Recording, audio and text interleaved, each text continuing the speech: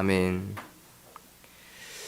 오늘 함께 나누는 말씀은 재림에 관한 말씀입니다. 재림에 대해서 염려하는 데살로니가 성도들에게 사도 바울이 권면하는 내용이죠. 주의 재림은 어둠 속에 속한 불신자들에게는 불시에 임하는 무서운 것이 될 것이고, 또 그들에게 심판이라는 놀라운 모습이 나타날 테지만, 믿는 자들에게는 주의 재림이 갑작스러운 것이 되지 않을 것이고, 또한 우리는 그러한 날을 생각하면서 언제 주님이 오실지라도 그 영접할 마음을 갖는 것, 그것을 항상 준비하고 기다리고 있어야 된다는 권면을 하고 있는 사도 바울의 말씀입니다. 어느 날 갑자기 집에 손님을 맞이해 본 경험이 한 번쯤은 있으셨을 것입니다. 아무런 준비도 되지 않았는데 손님이 온다는 갑작스러운 이야기를 전해 들었을 때 마음이 어떠셨나요? 무척 당황스러웠겠죠. 집에 청소도 되어 있지 않고 먹을 것, 마실 것도 변변치 않게 있을 때 어떻게 준비해야 되나, 어떻게 맞이해야 되나라는 걱정을 하셨을 것입니다. 이제 그때부터 마음이 무척 분주해지기 시작하고, 그러다가 이제 부끄럽고 당황스러운 마음으로 손님을 맞이하게 됩니다. 이제 또 분주히 왔다 갔다 하면서 다 못한 집 정리도 하고, 또 간단한 음식이라도 준비해 꺼내놓는 그런 해프닝을 겪게 되는 게 그러한 상황입니다.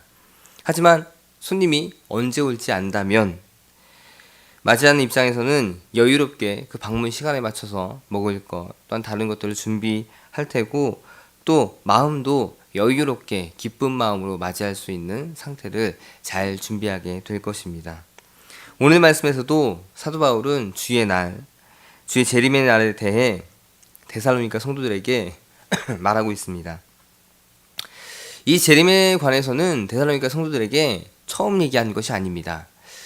사도 바울이 3주에 그 데살로니가 머물던 그때의 짧은 시간이었지만 재림까지 기다려야 된다는 그 말을 그들에게 했었습니다.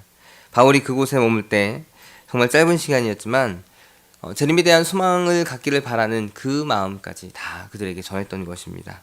그것이 1절과 2절을 통해서 미리 얘기했었구나 라는 사실을 알 수가 있습니다. 말씀을 보시면, 형제들아, 때와 시기에 관하여는 너에게 쓸 것이 없음은 주의 날이 밤에 도둑같이 이를 줄을 너희 자신이 자세히 알기 때문이라.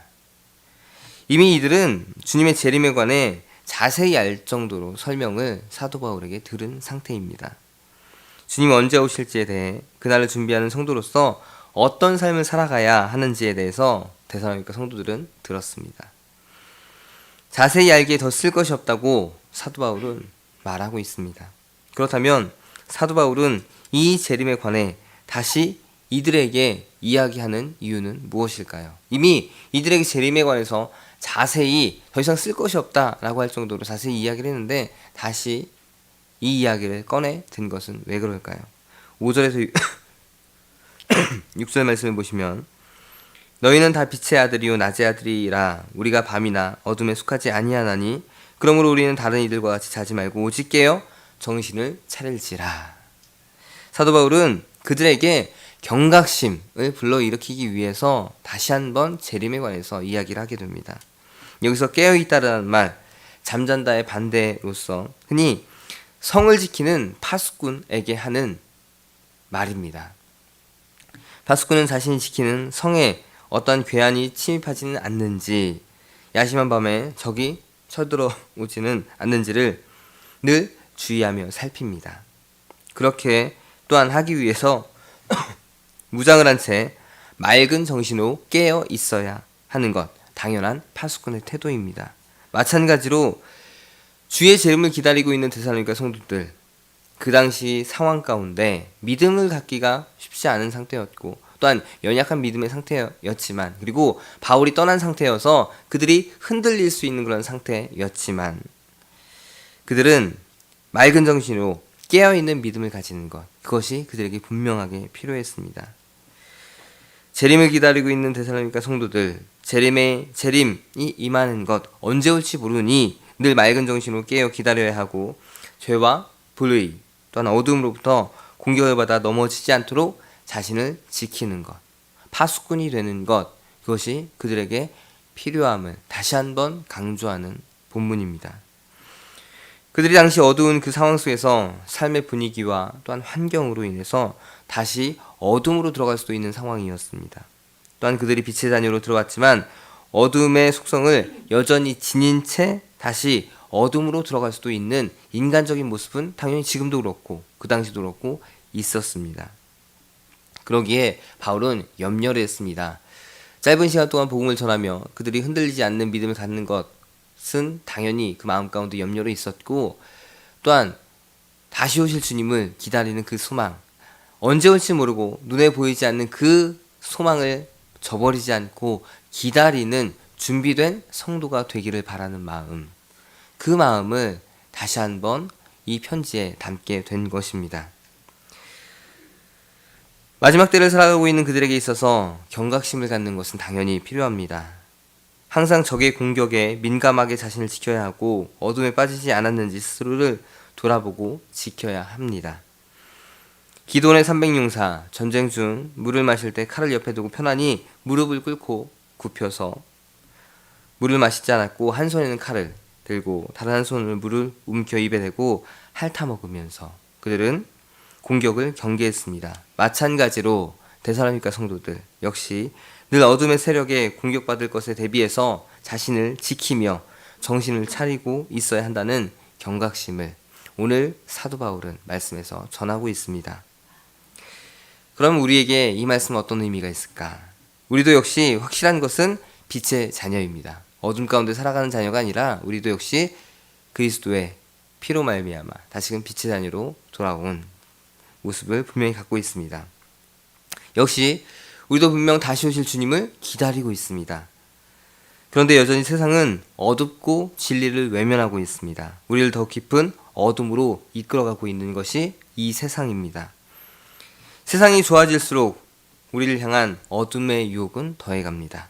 이런 세상에서 우리가 갖춰야 할 빛의 자녀로서의 보호 장비, 그것이 무엇일까요? 바로 8절에 나와 있습니다. 우리는 낮에 속하였으니 정신을 차리고 믿음과 사랑의 호신경을 붙이고 구원의 소망의 투구를 쓰자. 사도 바울이 믿는 자들에게, 그리고 지금 당시에 믿는 자들에게, 그리고 지금 우리에게 권면하는 이야기입니다. 호심경은 목에서부터 허리까지 그 보호하는 가죽, 보호대입니다. 믿음과 사랑으로 우리 자신을, 몸을 지키라는 의미가 담겨져 있습니다.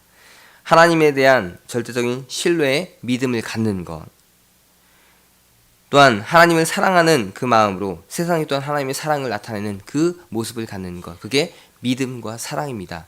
전적인 그리스도인의 자세를 변하지 않고 갖는 것, 그것을 지켜나가는 것, 재림을 기다리는 성도들에게 필요한 모습입니다. 그리고 가장 치명상을 입을 수 있는 머리를 보호하는 투구, 그것은 바로 우리의 재림에 대한 소망이 끊어지는 치명상을 입지 않기를 바라는 마음에서 전하는 모습입니다.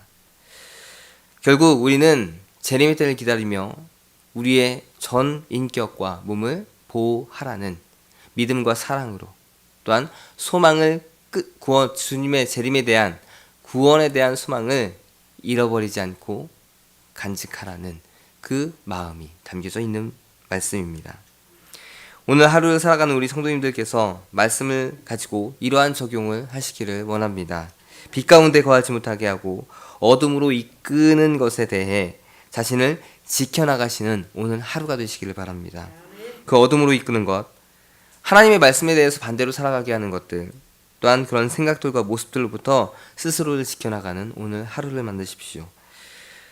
그 당시 전쟁터에 나가는 군인이 호심경과 투구로 자신을 지켰던 것처럼 오늘 하루를 살아가는 성도님들께서 어둠의 공격이 난무하는 이 전쟁터에서 스스로를 지켜보시는 실천을 이루어가시길 바랍니다.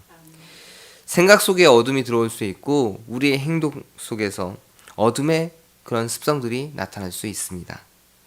그것으로 말미암아 내 생각은 점점 세상으로 향할 수 있고 또한 믿음에 반하여 나가는 모습이 될 수도 있습니다.